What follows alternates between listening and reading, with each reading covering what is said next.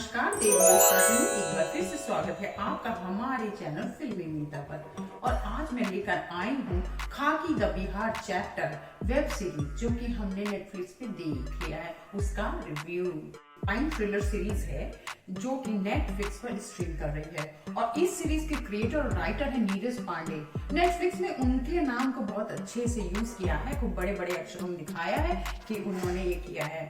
खैर, ये करने के पीछे ये रीजन है कि नेटफ्लिक्स के पास कोई देसी कंटेंट, खासकर हिंदी वाले देसी कंटेंट में उनका हाथ बड़ा तंग रहा है। कुछ भी था नहीं उनके पास दिखाने को, बहुत ही लो कैटेगरी की चीजें थी, बस थोड़ा जमतारा ने संभाल रखा था। इसी वजह से अब नेटफ्लिक्स पे जो ये आया है खाकी द बिहार चैप्टर, इसको इन्होंने नीरज पांडे के नाम को अच्छे से बुनाया है। हालांकि इसके डायरेक्टर कोई और है, लेकिन क्रिएटर राइटर जो है वो नीरज पांडे हैं, जिन्होंने बेबी, स्पेशल 26, स्पेशल ओप्स जैसे वेब सीरीज और फिल्में बनाई। ये सीरीज एक सच्ची घटना पर आधारित है।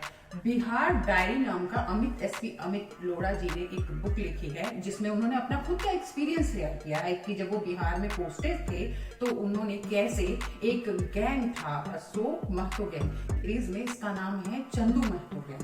हाँ, तो उसके बारे में उन्होंने बताया कि किस तरह से उन्होंने चंदू महतो गैंग का सफाया किया बिहार से। और ये घटना 2000 से 2006 के बीच में घटी थी। इस सीरीज के जो कलाकार हैं उनमें जो एसपी अमित लोढ़ा का रोल किया है उनका नाम है करण टैकर। और उसके बाद दूसरा नंबर आता है जो बने हुए हैं चंदू महतो, वो है अविनाश तिवारी। और उसके बाद एक अभिमन्यु सिंह हैं, जिन्होंने जो है एक एसएचओ रंजन का रोल किया है। एक जो है आशुतोष राणा के भी बहुत अच्छा रोल है, आईजी चौबे बने हुए हैं। और अनूप सोनी भी है, वो भी एक आईजी पासवान का रोल कर रहे हैं। निकिता दत्त है और एक नीता जी का रोल कर रही हैं, उनका नाम है ऐश्वर्या सुष्मिता। तो और एक सभी जो है इन्होंने एकदम चुन चुन के सही तरीके से बिठाए हैं। अब एक लाइन में कहें कि ये सीरीज कैसी लगी हमको, तो हम यही कहेंगे कि इस सीरीज में बिहार की उस समय की स्थिति जो 2000 से 2006 के बीच में दिखाई गई है, उसको बहुत ही अच्छे तरीके से दिखाया गया है। हमें लगता है कि उन्होंने कोशिश की है कि सारी चीजें ये दिखा सके, फ्रेम में सभी चीजों को अच्छी तरह से दिखा सके। अब कहानी की यदि बात करें तो कहानी कुछ ऐसी है जो कि सच्ची घटना पर आधारित।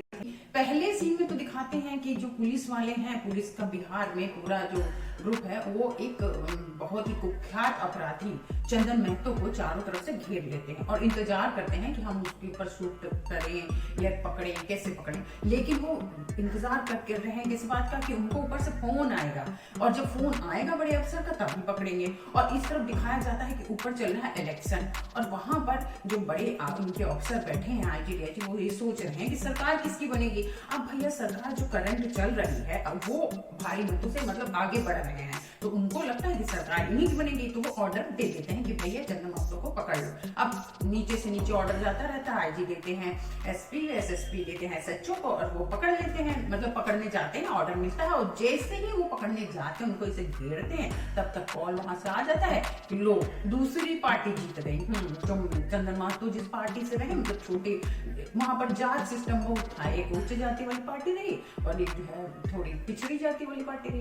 तो जो इनकी वाली जाति की पार्टी थी वो जीत गई, अब इनको कोई हाथ नहीं लगा सकता था, तो इसलिए पुलिस को उनके दरवाजे से वापस आ जाना पड़ा। तो एक यही जो सीन है ना, शुरुआत का 15 मिनट, तो इसी में पूरा अच्छे से दर्शा दिया जाता है कि उस समय बिहार की स्थिति क्या थी, उसकी राजनीति, जातिवाद, गुंडागर्दी, पुलिस की क्या विचारों की स्थिति थी, उनको मतलब जो सरकार है उसकी कठपुतली बन के रहे थे। तो सारी चीजें इस सीन के अंदर ही दर्शा दिया गया है। इसके बाद दिखाते हैं कि कैसे कहानी फ्लैशबैक में जाती है और अमित लोढ़ा जो कि एसपी हैं, जो कि बाहर राजस्थान के होते हैं और उनकी पोस्टिंग होती है बिहार में। वो बिहार आते हैं और उसके बाद उनको क्या क्या फेस करना पड़ता है, वो कैसे अपने काम में महारत हासिल करते जाते हैं और कैसे बहुत बड़े सुपर कॉप बन जाते हैं। काफी मतलब शातिर दिमाग के एसपी, और जिस जहां पर भी डिस्ट्रिक्ट में पोस्टिंग होती है उस डिस्ट्रिक्ट से मतलब अपराध का सफाया कर देते हैं। तो काफी अच्छा उनका रिकॉर्ड रहा और उतनी वो ऑनेस्ट रहे हैं। तो ये सारी चीजें प्रोग्रेस धीरे धीरे होती जाती है। और इधर दिखाया जाता है कि वो जो चंदू महतो नामक वो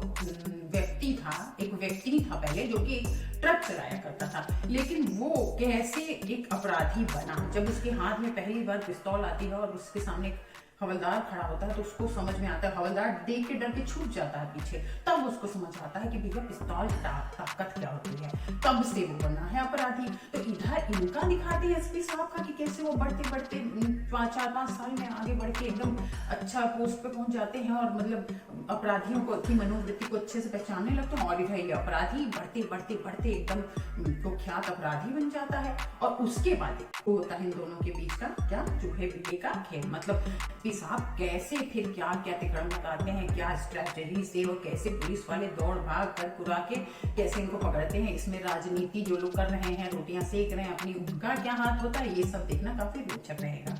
एक्टिंग की यदि बात करें तो इसमें सभी कलाकारों ने काफी अच्छा काम किया है। सबसे पहले बात करते हैं एसपी अमित लोढ़ा का रोल करने वाले करण टैकर का।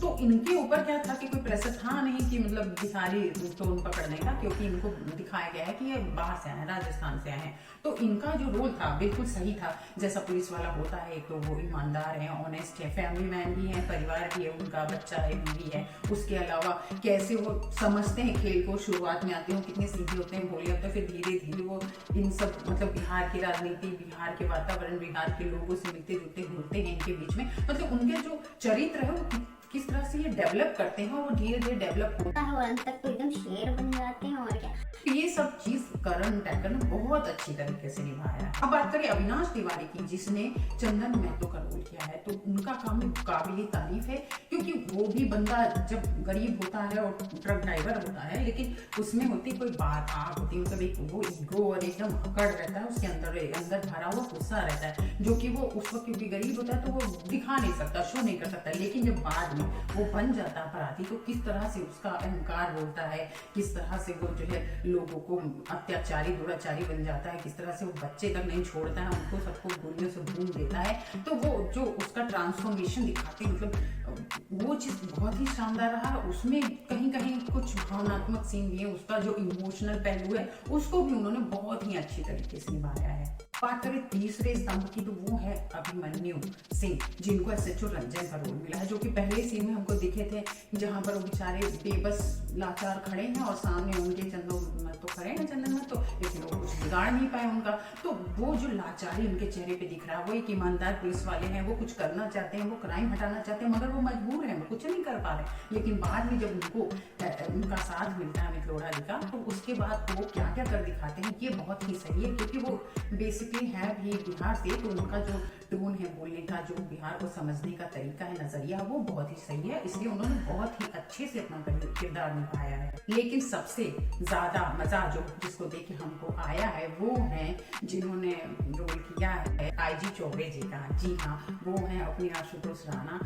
चाटुकार, चापलूस, राजनीति जिधर है थरिया बैगन कहा जाता है, बिहार यूपी में थरिया बैगन से लुढ़क जाता है, वैसे वो फट से लुढ़क जाते हैं। इधर सरकार होती है, इधर लुढ़क जाते हैं और इनकी चाटुकारिता करते रहते हैं, और जब सरकार बदलती है तो चट्टे से नहीं इस पल्ले में आ जाते हैं, इनकी चाटुकारिता करते हैं। इस तरह से वो अपना स्थिति और कुर्सी बचाए रखते हैं, ताकि उनको उनका यही मानना है कि अगर यहाँ पर जो है ईमानदारी का झूला पहन के चलो, वो पकड़ के चलो, तो कुछ नहीं होने वाला। इसलिए बहुत ही शातिर दिमाग और बहुत ही अपना पसंद, खूब मतलब तारीफ पसंद आदमी है। उनके आसपास हमेशा प्रेस वाले घुमा करते हैं। एक चोर भी पकड़ेंगे तो ऐसे दिखाएंगे जैसे उन्हें कितना कुख्यात अपराधी पकड़ लिया। तो ये जो उनका चरित्र है वो बहुत ही सही और बहुत ही जो है बिहार में पुलिस वालों से रिलेट करने वाला चरित्र, जो चरित्र है वो बहुत ही कमाल का अभिनय किया है। और इसी में थोड़ा सा ह्यूमर भी है, क्योंकि उनको देख के ही हंसी आती है, तो कुछ ह्यूमर भी है उनके डायलॉग में, तो मजा आता है। बहुत अच्छे से निभाया उन्होंने। बाकी के कलाकारों में रवि किशन का काम अच्छा है, थोड़ा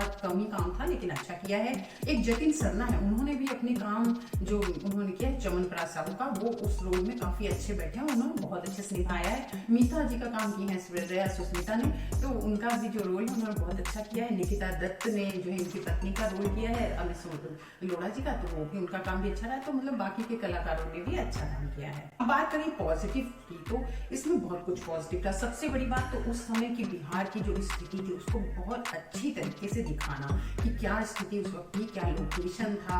सिनेमेटोग्राफी बहुत ही शानदार है, उन्होंने जो गांव खेत वो सब कुछ जो दिखाया है बहुत अच्छे तरीके से दिखाया है। कहीं कहीं VFX का यूज भी किया गया है, जैसे कि कुछ सीन है जिनमें किया गया है ब्लास्ट और ये सब, तो वो भी नकली नहीं लगते हैं, अच्छे लगते हैं, सही लगते हैं। और म्यूजिक बहुत ही शानदार है, इसका जो कास्टिंग साउंड है वो हमको बहुत ही पसंद आया है। सुनिएगा, अच्छा आइए ना हमारा बिहार, अच्छा है और BGM भी बहुत अच्छा है, कहानी के साथ साथ चलता है तो भी सही लगता है। स्क्रीन प्ले एकदम कसा हुआ है, कहीं भी कोई फालतू सीन नहीं है, एकदम तड़ातड़ चलता रहता है, आप बोर नहीं हो पाएंगे। तो ये सारी चीजें हमको अच्छी लगी। अब निगेटिव की बात करें तो शुरुआत के जो 1-2 एपिसोड है जिसमें हम परिचय देखते हैं अमित लोढ़ा जी का, चंदन महतो का और भी जो चरित्र है उनका, तो वो स्टोरी बिल्ड होने में थोड़ा सा समय लगता है। 1-2 एपिसोड तक थोड़ा सा आपको लगेगा कि हाँ समझने में कहानी को, लेकिन उसके बाद जब 2 एपिसोड निकल जाएंगे उसके बाद कहानी पकड़ती है रफ्तार, उसके बाद चलती है। और 3, 4, 5 एपिसोड तक तो और भी चीजें दिखाई जाती है, जो स्थिति है, जो हो रहा है, जो नरसंहार कर देते हैं और भी बहुत सारे लोग हैं उनके बारे में। उसके बाद आखिरी की जो 2-3 एपिसोड है वो तो एकदम अमित लोढ़ा जी और चंदन महतो उन दोनों के बीच में एकदम टक्कर वाला एपिसोड है कि मतलब एकदम चूहा बिल्ली वाला रेस हो जाता है कि कैसे पकड़ते हैं। तो कहानी को धीरे धीरे स्टेप बाय स्टेप ऊपर उठाया जाता है। और एक चीज हमें थोड़ा सा कम था कि इसको और दिखाना चाहिए था, वो था पहले एपिसोड में उन्होंने नक्सलियों के का जिक्र किया था, उसकी बात करी थी, लेकिन उसके बाद एकदम गायब ही हो गया। बस पुलिस वर्सेस वही हो गए हैं, चंदन महतो हो गए, लेकिन इन्होंने कहीं भी नक्सलियों का हमला या कुछ भी नक्सलियों के बारे में जिक्र ऐसा कुछ दिखाया नहीं, जबकि उस वक्त था, इसलिए इनको इस पे थोड़ा सा और दिखाना चाहिए था। पेरेंटिंग गाइडलाइन की बात करें तो हमको बहुत ताज्जुब हुआ कि नेटफ्लिक्स का शो वो भी बिहार के पुलिस वालों पर बनाया गया है और वो एडल्ट है ये नहीं, हाँ नहीं है, 13+ है।